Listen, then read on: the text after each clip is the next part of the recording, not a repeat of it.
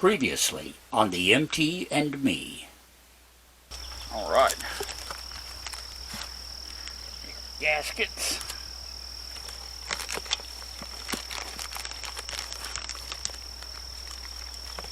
And this.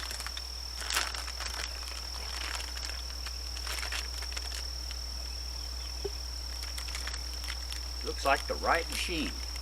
Two-barrel carburetor, which is what we need. We have a two-barrel manifold on 360 LA Chrysler engine. This certainly ought to do the trick.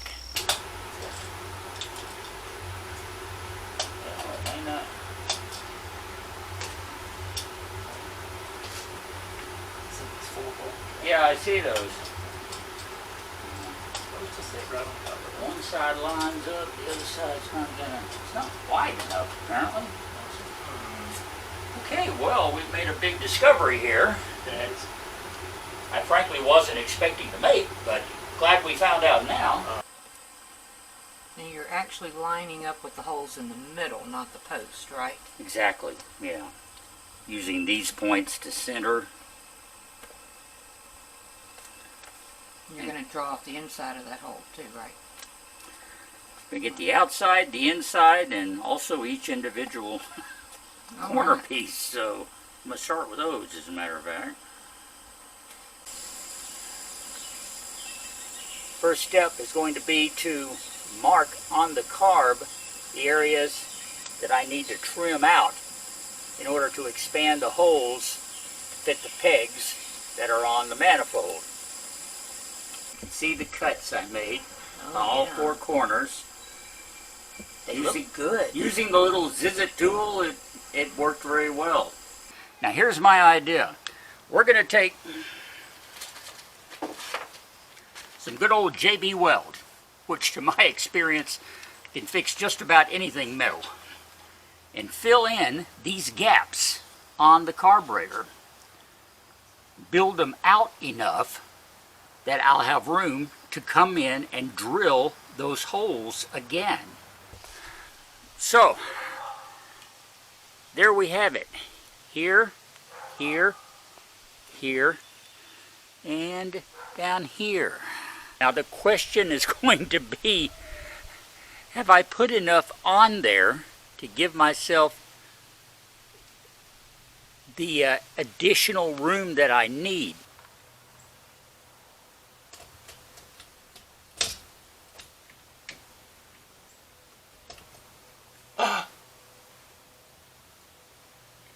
I really didn't expect it to go on this easily, but it does. It fits. It's on here. My carburetor's in place, and it's not rocking around.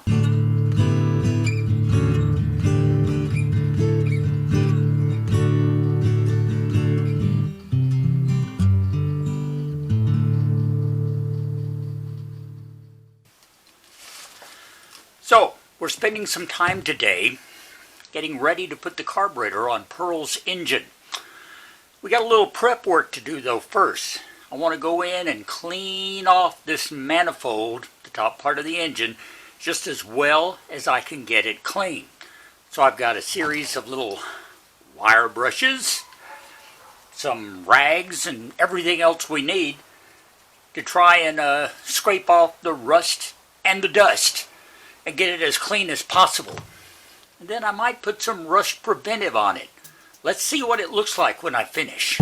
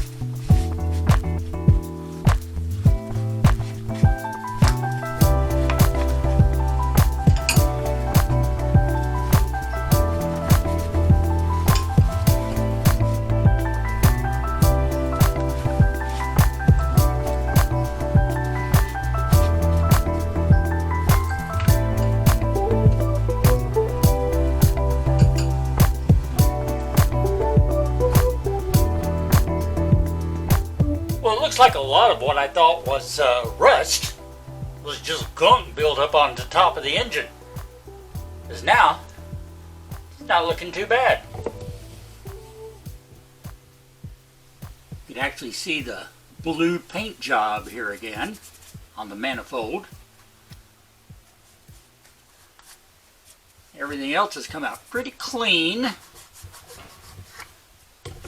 And we really don't have rust spots. It's just some worn paint areas. So I don't think it's going to be necessary to put any kind of rust preventive, rust converting paint on it. With no rust, a rust converter is not going to do much good. So we're just going to dust it off and go with what we got. Now the next step is going to be cutting the corners out of our gasket here.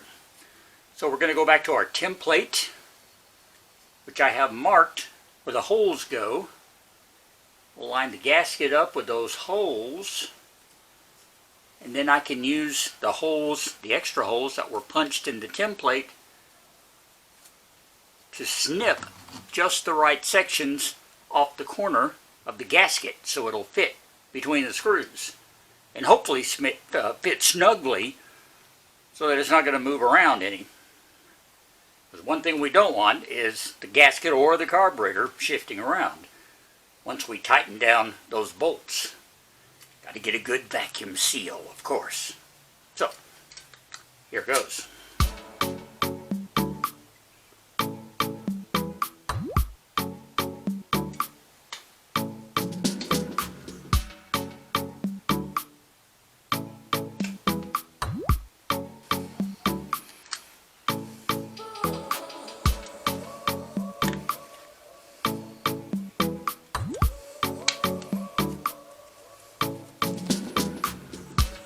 Now, let's put it on the manifold, see what it looks like.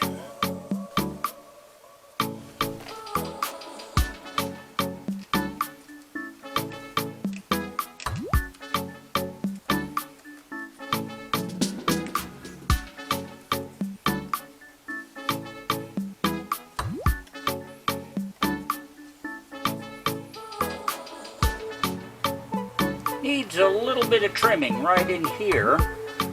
But otherwise, I think that's going to work.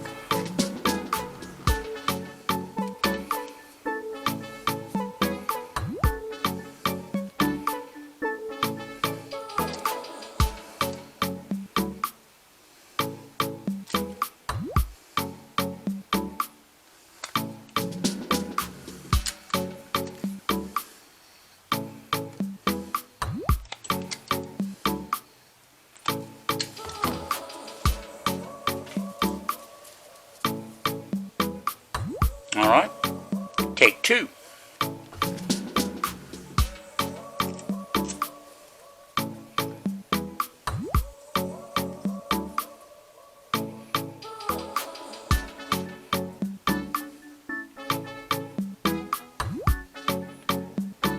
That is much better.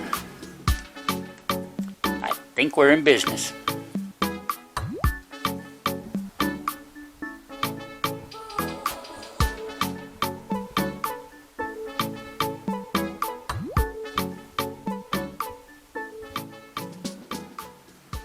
So, the manifold's clean, the gasket's in place. All that's left is to set the carburetor down on there. We have some washers. We're going to put them on, see if we can't snug those bolts down, see what she looks like.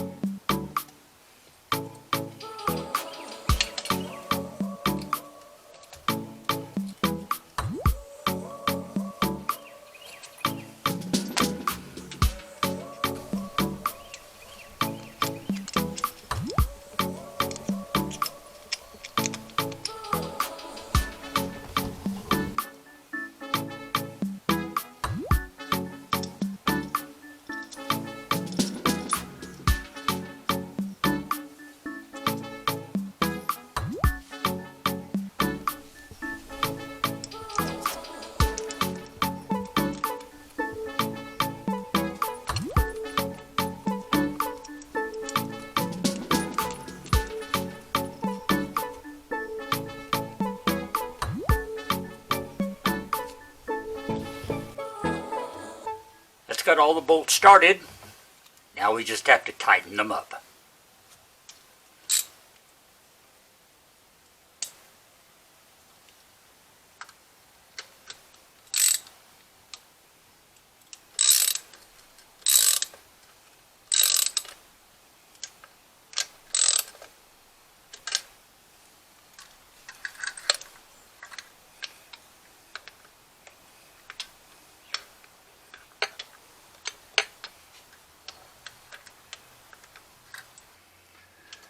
So proving there's always a surprise, turns out the hardest part about this whole job is tightening the nuts down. Now, somewhere I have a 1/2 inch open end wrench. That would be perfect for the job. But of course, I can't find it.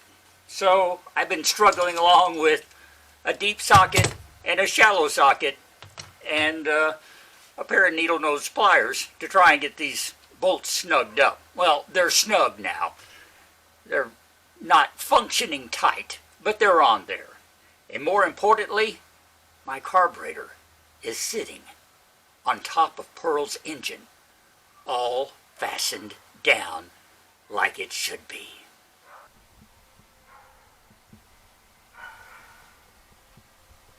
I have waited a long time to see this. Thank you again, Glenn, for the carburetor and for all the advice. And thanks to everyone else who's chimed in helping me get this thing mounted with their ideas and their suggestions. It's on there, it's firm, and as near as I can tell, it should be sealed down. Everything works. The throttle valve opens with no problem. Butterfly valve works. Now, it's just a question of getting all of the assembly. This is the kick down. No, this is the cruise control. There's a cruise control. Here's the automatic transmission kick down. And somewhere in here, right there, is the actual throttle connection. Get all those hooked up to the throttle valve. Get all my vacuum hoses hooked up. And get the choke tied back in. And we'll just about be ready to put some fuel to her. And once we make a few more tweaks on the engine, like I said, next step is going to be putting the key in and cranking her up. I just don't want to get ahead of myself, but I'm really starting to get a little excited about this. Yeah. But as excited as I may be about this, there's still plenty of work to be done. And most of it's research. For example, got my trusty owner's manual here, the service manual for this entire rig. And it includes a complete section on the Holley 2210 and 2245 carburetors that originally came on this 360 engine. So this is not a Holley replacement, but it's comparable, so I'm hoping that'll give me some insight into exactly how to interface this carb. I also have complete vacuum hose diagrams for every variation on this, so I've got to study this as well, and maybe watch a few more videos, do a little more research. That's what it boils down to find out the proper way to get this carburetor. Now, in my experience, I have replaced a carburetor a time or two, and I've even taken some off and serviced them and put them back on. But the thing is, I've always had a carburetor to take off and put back on. So it was easy to see where all the connections were. Pearl came without a carburetor, and unless I can find someone with a mid-70s 360 Dodge engine all decked out and ready to go that I can study, then I'm going to have to just kind of figure this out and see if I can get all the vacuum systems hooked up like they need to be. Not to mention the linkages that I showed you for the accelerator, the transmission kick down, and also cruise control. So, and the choke. And then, of course, there's the matter of a fuel line. We gone through great lengths to determine that there's an electric fuel pump here on Pearl. So I'm looking at bypassing the manual fuel pump on the engine completely and just using that electric pump, because that apparently is why it was put in. So there's still some things to figure out. But you know what? It's progress. And I've got a carburetor that's almost firmly secured to the top of the engine. That's a pretty good start. So anyway, next time around, maybe we'll know some more about that vacuum hose situation, and we'll also look at getting those linkages on the side for the throttle linkage and everything hooked up as well too. I think I'm going to need some extra parts to do that. But here again, I got to do some investigating to be sure. So, you join me next time around. I'll let you know what I find out. Thanks so much for being with me through this. I appreciate each and every one of you. If by some remote chance you have not subscribed to this channel, I would beg you to do so honorably. It would certainly help us out. Give me a thumbs up, a like, a share. That helps the numbers on YouTube as well. And spread the word. Go ahead and share this with a friend or two. I hope it's interesting enough. We'll be back next Sunday to do it again. Thanks a lot for being part of the plan. Below, there's a link to buy me a coffee if you'd like to help out with the Pearl restoration. Also a link to themtandme.com.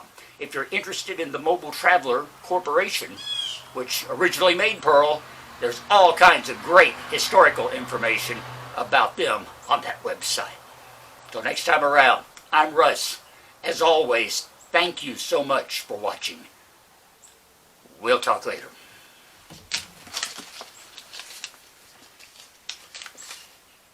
I love my service manual. Together, we're going to get Pearl running.